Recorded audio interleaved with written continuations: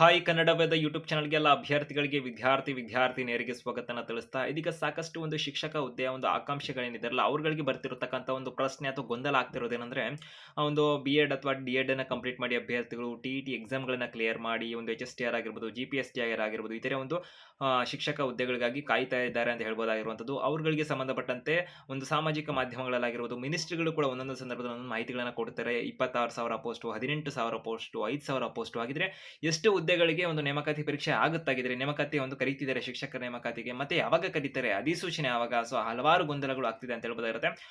ಯಾಕೆ ಈ ತರ ಗೊಂದಲ ಆಗ್ತಿದೆ ಏನು ಎತ್ತ ಇದ್ರ ಬಗ್ಗೆ ಮಾಹಿತಿ ನೋಡೋದ್ರಲ್ಲಿ ತಿಳ್ಕೊಂತೀರಾ ಏನು ಹೆಚ್ಚುವರಿ ಅಪ್ಡೇಟ್ಸ್ ಇನ್ಫಾರ್ಮೇಷನ್ ಮಾಹಿತಿನ ಪಡ್ಕೋಬೇಕು ಅಂತ ಇದ್ರೆ ಕನ್ನಡದ ಯೂಟ್ಯೂಬ್ ಚಾನಲ್ಗೆ ನೀವು ಸಬ್ಸ್ಕ್ರೈಬ್ ಆಗಬಹುದಾಗಿರುತ್ತೆ, ಬೆಲ್ ಐಕನ್ ಕೂಡ ಕ್ಲಿಕ್ ಮಾಡಿ ಇಟ್ಕೋಬಹುದಾಗಿರುತ್ತೆ. ಬಿ.ಎಡ್ ಟಿ.ಇ.ಟಿ ಇತರೆ ಶಿಕ್ಷಣಕ್ಕೆ ಸಂಬಂಧಪಟ್ಟಂತೆ ಮಾಹಿತಿಗಳನ್ನ ನೀವು ಪಡ್ಕೋಬೇಕು ಅಂತ ಇದ್ರೆ ಸೊ ಅಭ್ಯರ್ಥಿಗಳಿಗೆ ವಾಟ್ಸ್ಆಪ್ ಇನ್ಸ್ಟಾಗ್ರಾಮ್ ಟೆಲಿಗ್ರಾಮ್ ಲಿಂಕ್ ಇರೋ ಡಿಸ್ಕ್ರಿಪ್ಷನ್ ಇರುತ್ತೆ, ಅಲ್ಲಿ ಕೂಡ ಹೆಚ್ಚುವರಿ ಮಾಹಿತಿನ ನೀವು ಪಡ್ಕೊಂತಾ ಇರಬಹುದಾಗಿರುತ್ತೆ ಅಂತ ಹೇಳ್ತಾ ಇದೀಗ ಅಭ್ಯರ್ಥಿಗಳಿಗೆ ಕರ್ನಾಟಕ ರಾಜ್ಯದಲ್ಲಿ ಒಂದು ಆಲ್ಮೋಸ್ಟ್ ಅಭ್ಯರ್ಥಿಗಳಿಗೆ ಸರಿಯಾದ ರೀತಿಯಲ್ಲಿ ನೇಮಕಾತಿ ಪರೀಕ್ಷೆಗಳು ಅಥವಾ ಇತರ ಸ್ಟೇಟ್ಸ್‌ಗಳಲ್ಲೂ ಆಗ್ತಿರ್ಬೋದಾಗಿರುತ್ತೆ. ಬಟ್ ಆದರೆ ಸದ್ಯಕ್ಕೆ ನಮ್ಮ ಸ್ಟೇಟ್ ಬಗ್ಗೆ ಮಾತಾಡೋದಾದ್ರೂ ಕೂಡ ಇತರ ಒಂದು ಜಾಬ್‌ಗಳಿಗೆ ಹೋಲಿಕೆ ಮಾಡಿದಂಥ ಪಕ್ಷದಲ್ಲಿ ಆಲ್ಮೋಸ್ಟ್ 1 ವರ್ಷಕ್ಕೆ 2 ವರ್ಷಕ್ಕಾದ್ರೂ ನೇಮಕಾತಿ ಪರೀಕ್ಷೆಗಳು ಆಗ್ತಿರುತ್ತೆ. ಬೇರೆ ಬೇರೆ ಒಂದು ಜಾಬ್‌ಗಳಿಗೆ ತಗೊಂಡಾಗ. ಆದ್ರೆ ಒಂದು ಶಿಕ್ಷಕ ನೇಮಕಾತಿ ಪರೀಕ್ಷೆಗೆ ಸಂಬಂಧಪಟ್ಟಂತೆ ತಗೊಂಡಾಗ ಅಂದ್ರೆ ಕಡ್ಡಾಯವಾಗಿ ಅಂದ್ರೆ ಕಾಯಂ ನೇಮಕಾತಿಗೆ ಸಂಬಂಧಪಟ್ಟಂತೆ ಪ್ರತಿ ವರ್ಷ ಅಂತಕ್ಕಂಥದ್ದು ನೇಮಕಾತಿ ಆಗ್ತಿಲ್ಲ ಅಂತ ಹೇಳ್ಬೋದಾಗಿರುತ್ತೆ. ನಂತರದಲ್ಲಿ ಪ್ರತಿ ವರ್ಷ ಮಾಡ್ಲಿಕ್ಕೆ ಆಗಿಲ್ಲ ಅಂದ್ರೆ 2 ವರ್ಷಕ್ಕಾದ್ರೂ ಆಗ್ತಿದೆಯಾ ಅಂದ್ರೆ ಅದೂ ಇಲ್ಲ.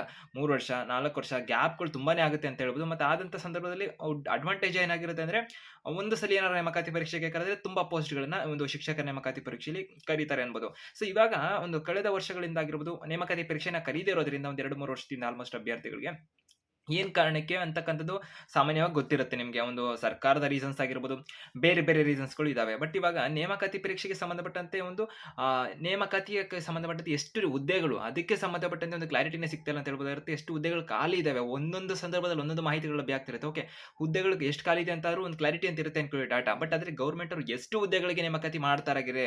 ಇವಾಗ ಎಕ್ಸಾಂಪಲ್ ಹೇಳ್ತೀನಿ ನಾನು, ಒಂದು 50,000 ಹುದ್ದೆ ಖಾಲಿ ಇದೆ ಅನ್ಕೊಳ್ಳಿ. ಎಕ್ಸಾಂಪಲ್ ಅಷ್ಟೇ ಸುಮ್ಮನೆ ಹೇಳ್ತಿರೋದು.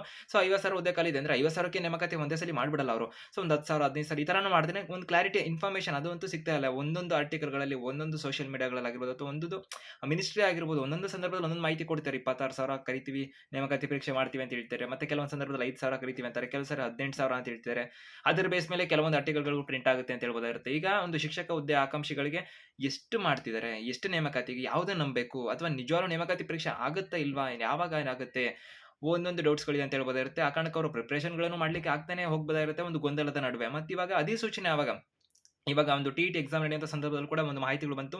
ಟಿ.ಇ.ಟಿ ಎಕ್ಸಾಮ್ ಆದ ನಂತರದಲ್ಲೇ ಅಭ್ಯರ್ಥಿಗಳಿಗೆ ಒಂದು ಬೇಗನೆ ಒಂದು ಶಿಕ್ಷಕರ ನೇಮಕಾತಿ ಪರೀಕ್ಷೆ ಎಲ್ಲ ಮಾಡ್ತೇವೆ. ಒಂದು ಜೂನ್ ವೇಳೆಗೆ ಆ ಶಿಕ್ಷಕರೆಲ್ಲ ಒಂದು ಪಾಠವನ್ನ ಮಾಡ್ಲಿಕ್ಕೆ ಅಥವಾ ಬೋಧನೆ ಮಾಡ್ಲಿಕ್ಕೆ ಅವೈಲಬಲ್ ಇರ್ತಾರೆ ಮುಂದಿನ ಶೈಕ್ಷಣಿಕ ವೇಳಾಪಟ್ಟಿ ವೇಳೆಗಡೆ ಅಂತಕ್ಕಂಥ ಮಾಹಿತಿನ ಸಚಿವರು ಕೂಡ ಕೊಟ್ಟಿರುವಂತದ್ದಾಗಿರುತ್ತೆ. ಟಿ.ಇ.ಟಿ ಎಕ್ಸಾಮ್ ಆಗಿ ರಿಸಲ್ಟ್ ಪ್ರಕಟ ಆದ್ರೂ ಕೂಡ ಒಂದು ಶಿಕ್ಷಕರ ನೇಮಕಾತಿಗೆ ಸಂಬಂಧಪಟ್ಟಂತೆ ಅಧಿಕೃತ ಪ್ರಕಟಣೆ ಎಲ್ಲೂ ಪ್ರಕಟ ಆಗಿಲ್ಲ ಅಂತ ಹೇಳ್ಬೋದಾಗಿರುತ್ತೆ. ಎಷ್ಟು ಹುದ್ದೆಗಳಿಗೆ, ನಂತರದಲ್ಲಿ ಯಾವಾಗ ನೇಮಕಾತಿ, ಅಪ್ಲಿಕೇಶನ್ ಯಾವಾಗ ಹಾಗೆ ಹೀಗೆ ಅಂತ. ಸೊ ಅಧಿಸೂಚನೆ ಪ್ರಕಟ ಆಗದಿರೋದು ಅದ್ರ ಬಗ್ಗೆ ನಾವು ಕೂಡ ವಿಡಿಯೋ ಮಾಡಿ ಮಾಹಿತಿನ ಕೊಟ್ಟಿದ್ದೀವಿ ಏನು ಎತ್ತ ಅಂತ ಅಂದ್ಬಿಟ್ಟು. ಸದ್ಯಕ್ಕೆ ಅಭ್ಯರ್ಥಿಗಳಿಗೆ ಅಧಿಸೂಚನೆ ಇನ್ನ ಪ್ರಕಟ ಆಗಿಲ್ವಲ್ಲ. ಸೊ ಆ ರೀಸನ್ ಇಂದ ಎಷ್ಟು ಹುದ್ದೆಗಳಿಗೆ ಏನು ಎತ್ತ ಅಂತಕ್ಕಂಥ ಒಂದು ಸಂದೇಹಗಳು, ಡೌಟ್ಸ್‌ಗಳು ಎಲ್ಲ ಕಡೆನೂ ಕೂಡ ಗೊಂದಲಗಳು ಬರ್ತಿದೆ. ಆದಷ್ಟು ಅಭ್ಯರ್ಥಿಗಳಿಗೆ ಈ ಒಂದು ವರ್ಷನೇ ನೇಮಕಾತಿ ಪರೀಕ್ಷೆ ಅಥವಾ ನೇಮಕಾತಿಗೆ ಸಂಬಂಧಪಟ್ಟಂತೆ ಪ್ರಮುಖವಾದಂಥ ನಿರ್ಧಾರಗಳನ್ನೆಲ್ಲ ತಗೋತಾರೆ. ನೇಮಕಾತಿ ಪರೀಕ್ಷೆ ಆಗುವ ಲಕ್ಷಣಗಳು ಸದ್ಯಕ್ಕೆ ಕಾಣ್ತಿದೆ. ಸೊ ಏನ್ ಮಾಡ್ತಾರೆ ನೋಡ್ಬೇಕಿರುತ್ತೆ. ಯಾಕಂದ್ರೆ ಶಿಕ್ಷಣ ಸಚಿವರು ಕೂಡ ಹೇಳ್ತಿದ್ದಾರೆ ಇದೇ ವರ್ಷ ಅಂದ್ರೆ ಮುಂದಿನ ಶೈಕ್ಷಣಿಕ ವರ್ಷದ ವೇಳೆಗೆ ಅಂದ್ರೆ ಶೈಕ್ಷಣಿಕ ಒಳಗಡೆ ನಾವು ನೇಮಕಾತಿಗಳನ್ನೆಲ್ಲ ಮಾಡ್ತೀವಿ ಅಂತ ಮಾಹಿತಿನ ಕೊಟ್ಟಿದ್ದಾರೆ. ಮಾಡ್ತೀವಿ ಅನ್ನೋದ್ರ ಜೊತೆಗೆ ಅವ್ರು ಹೇಳ್ತಿರೋದು ಇನ್ನೊಂದೇನಂದ್ರೆ, ಆ ಶಿಕ್ಷಕರು ಜೂನ್ ವೇಳೆಗೆಲ್ಲ ರೆಡಿ ಇರ್ತಾರೆ ಬೋಧನೆ ಮಾಡ್ಲಿಕ್ಕೆ. ಆ ರೀತಿಯಾಗಿ ಮಾಡುವಂತ ಪ್ರಕ್ರಿಯೆಗಳನ್ನ ವೇಗವಾಗಿ ಮಾಡ್ತೀವಿ ಅಂತ ಹೇಳ್ತಾರೆ. ಅಷ್ಟು ಸಾಧ್ಯತೆ ಇದೆಯಾ? ಯಾಕಂದ್ರೆ ಅಧಿಸೂಚನೆ ಪ್ರಕಟ ಆಗ್ಬೇಕು, ಆಮೇಲೆ ಅಪ್ಲಿಕೇಶನ್ ಹಾಕ್ಬೇಕು, ಅಪ್ಲಿಕೇಶನ್ ಹಾಕಿ ಎಕ್ಸಾಮ್ ಎಲ್ಲ ಆಗ್ಬೇಕು, ಎಕ್ಸಾಮ್ ಆದ್ಮೇಲೆ ರಿಸಲ್ಟ್ ಪ್ರಕಟ ಆಗ್ಬೇಕು. ಅಂದ್ರೆ ಏನು ಅಭ್ಯರ್ಥಿಗಳಿಗೆ ಮೆರಿಟ್ ಆಧಾರದ ಮೇಲೆ ಆಗಿರ್ಬೋದು, ಎಷ್ಟು ಜನ ಸೆಲೆಕ್ಟ್ ಆದ್ರು ಏನಿತ್ತು ಅವ್ರಿಗೆಲ್ಲ ಟ್ರೈನಿಂಗ್ ಆಗ್ಬೇಕು, ನಂತರದಲ್ಲಿ ಜಾಬ್ ಆಗೋದಿರುತ್ತೆ. ಸೊ ಅಷ್ಟು ಈಸಿ ಆಗಿದೆಯಾ? ಒಂದು 5-6 ತಿಂಗಳಲ್ಲಿ ಎಲ್ಲಾ ಪ್ರೊಸೆಸ್‌ನ ಮುಗಿಸ್ತಾರಾ? ಕಾದ್ ನೋಡ್ಬೇಕಿರುವಂತದ್ದಾಗಿರುತ್ತೆ. ಸದ್ಯಕ್ಕೆ ಈ ಒಂದು ಮಾಹಿತಿ ಇರುವಂತದ್ದು. ಹೆಚ್ಚುವರಿ ಅಪ್ಡೇಟ್ಸ್ ಇನ್ಫಾರ್ಮೇಷನ್ ಬಂದಾಗ ನಿಮ್ ಜೊತೆ ಹಂಚ್ಕೋತೀವಿ. ಅದಕ್ಕೆ ಚಾನಲ್‌ಗೆ ಸಬ್ಸ್ಕ್ರೈಬ್ ಆಗಿ ಬೆಲ್ ಐಕಾನ್ ಕ್ಲಿಕ್ ಮಾಡಿ ಇಟ್ಕೋಬಹುದಾಗಿರುತ್ತೆ. ಸೊ ಯಾವುದೇ ರೀತಿ ಕೆಲವೊಂದು ಕಡೆಗಳಿಂದ ಮಾಹಿತಿ ಬರ್ತಿರುತ್ತಲ್ಲ, ಅದು ಯಾವ್ದು ಅಫಿಷಿಯಲ್ ಇರೋದಿಲ್ಲ. ಅಫಿಷಿಯಲ್ ಮಾಹಿತಿ ಬಂದಾಗ ನಿಮ್ಗೆ ಮಾಹಿತಿನ ಕೂಡ ಕೊಡ್ತೇವೆ. ಸೊ ಕನ್ನಡ ಯೂಟ್ಯೂಬ್ ಚಾನಲ್‌ನ ನಿರಂತರವಾಗಿ ನೋಡ್ತಾ ಇರಬಹುದಾಗಿರುತ್ತೆ. All the best.